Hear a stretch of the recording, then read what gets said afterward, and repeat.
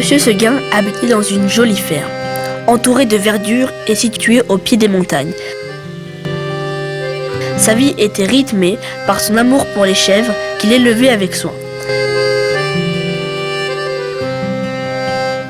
Après avoir perdu plusieurs de ses chèvres, parti à la recherche de l'aventure et ayant fini dans la gueule du loup, Monsieur Seguin décida d'adopter Blanquette, une petite chèvre vive et joyeuse, qui allait bouleverser son quotidien. Ah, quelle était jolie la petite chèvre de Monsieur Seguin. Quelle était jolie, avec ses yeux doux, sa barbichette de sous-officier, ses sabots noirs et luisants, ses cornes zébrées et ses longs poils blancs qui le faisaient une empoulade.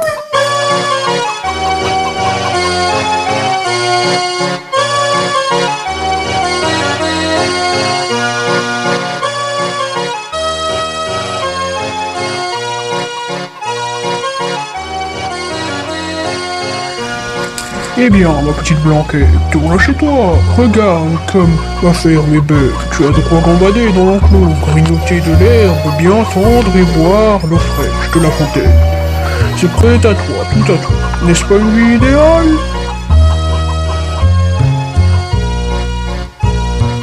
Tu verras, Blanquette, tu seras heureuse.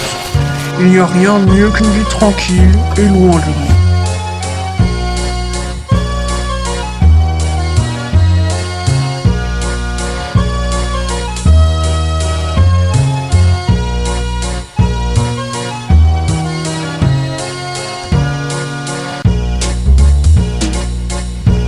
Ces montagnes que tu vois là-bas sont pleines de dangers. Le loup rôde là-bas.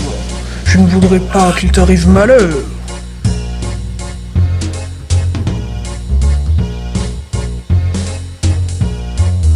Blanquette prit rapidement goût aux jeux et aux amusements avec les animaux de la ferme.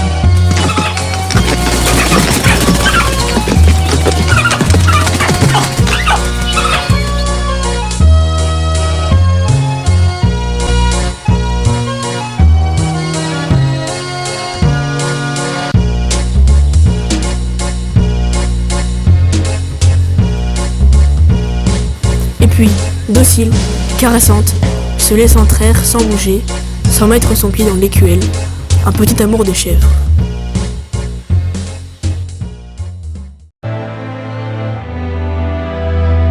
Monsieur Seguin avait derrière sa maison un enclos entouré d'aubépines. Il avait attaché la petite chèvre à un pieu, au plus bel endroit du pré, en ayant bien soin de lui laisser beaucoup de cordes. La nuit tombée, la belle lumière de la pleine lune, éclairant les montagnes voisines, attirait le regard de Blanquette, la faisant rêver de fabuleux espaces qu'elle pourrait y découvrir.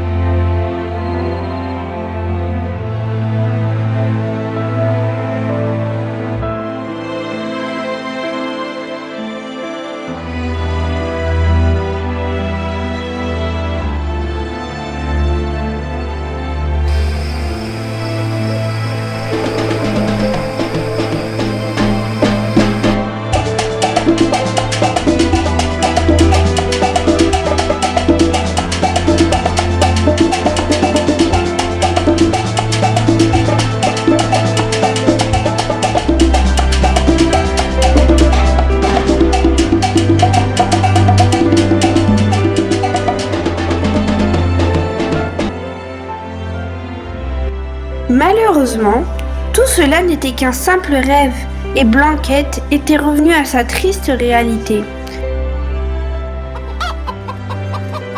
La journée, Blanquette restait le regard figé devant les fabuleuses montagnes et ne jouait plus avec les animaux de la ferme.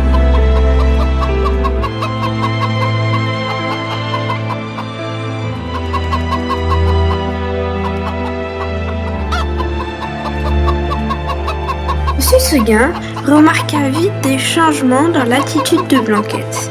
Il décida alors d'aller lui parler.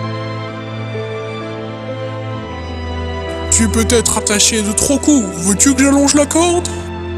Ce n'est pas la peine, monsieur Seguin. Alors qu'est-ce qu'il te faut? Qu'est-ce que tu veux?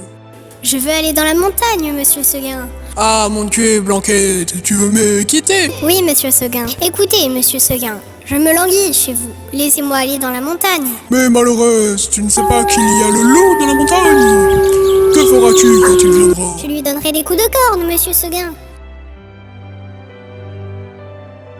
Le loup se moque bien de tes cornes, il a mangé des biques autrement cornées que toi. Tu sais, la vieille Renaude qui était ici l'an dernier, une maîtresse chèvre, forte et méchante comme un bouc. Elle s'est battue avec le loup toute la nuit, puis le matin, le loup a mangé. Pauvre Renaud, ça ne fait rien, monsieur Seguin. Laissez-moi aller dans la montagne. Bonté divine, encore une que le loup va manger. Eh bien non, je te sauverai malgré toi, coquine. Et de peur que tu ne rompes ta corde, je vais t'enfermer dans l'étable et tu y resteras toujours. Là-dessus, monsieur Seguin emporta la chèvre dans une étable toute noire dont il ferma la porte à double tour. Malheureusement, il avait oublié la fenêtre. La ferme fut alors plongée dans un silence inhabituellement triste.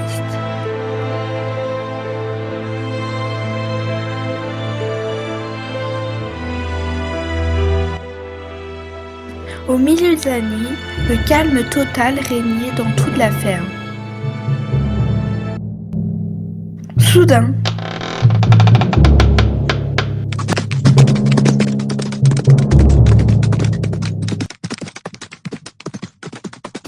Attirée par la liberté, Blanquette passe une journée et une nuit magiques, à gambader librement, savourant son indépendance. Enfin libre. Mais cette nuit semble bien longue. Ces ombres, non. Je suis courageuse. Je me suis battue pour cette liberté et personne ne me l'enlève. Mais cette liberté a un prix. Comme le lui avait dit Monsieur Seguin, le loup rôde dans les montagnes. Lorsque la nuit tombe, le loup apparaît. Alors, petite chèvre, tu goûtes au parfum de la montagne? Qui va là? Montre-toi si tu n'as pas peur. Moi, peur? Oh non, ce sont les chevrons imprudents qui devraient trembler dans la nuit. Je suis Blanquette, la chèvre de Monsieur Seguin. J'ai quitté mon enclos pour vivre libre. Libre? La liberté a un prix, petite, et crois-moi, ce prix se paie avec du sang. Je ne me laisserai pas faire. Tu ne m'auras pas aussi facilement. Oh, j'aime les batailles, surtout quand elles durent, alors montre-moi ton courage, petite.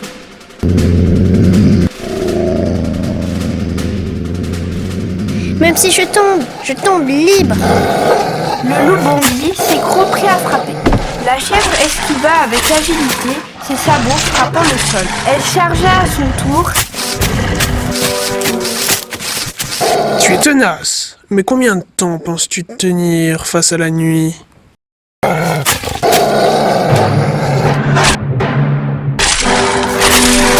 deux adversaires se battaient avec une énergie féroce.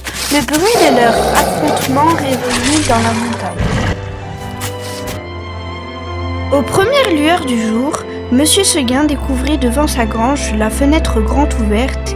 Il se rendit alors compte que Blanquette ne reviendrait plus jamais. Une profonde tristesse l'envahit, mêlée à une sourde résignation. Il fixa les montagnes au loin, où sa chèvre avait choisi la liberté, même au prix de sa vie. Reviens à moi! Pourquoi es-tu parti? Tu ne manques de rien, pourtant, ici. Tu as fini comme les autres chèvres dans le ventre du loup.